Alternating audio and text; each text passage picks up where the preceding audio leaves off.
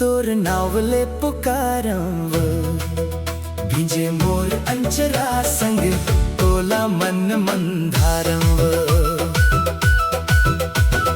बूंद बूंद मन तोर मया सपना बन के आथे तै रहबे संग मोर ये मन रोज गुनगुनाथे।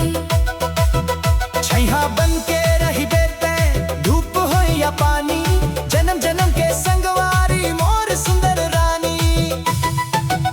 बरसात के ये मौसम मन बढ़ गए मोर मया।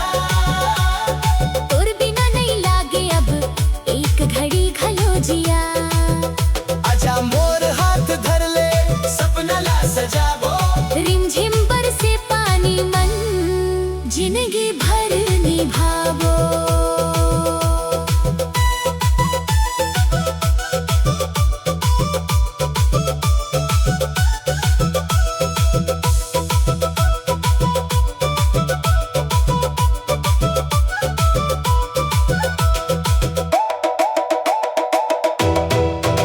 मेघा गड़ गड़ बोलत है बिजुरी हंसे आकाश तोर नयन के चमक ले उजियारा होगे सांस। धान के खेत महकत है माटी देते खुशबू।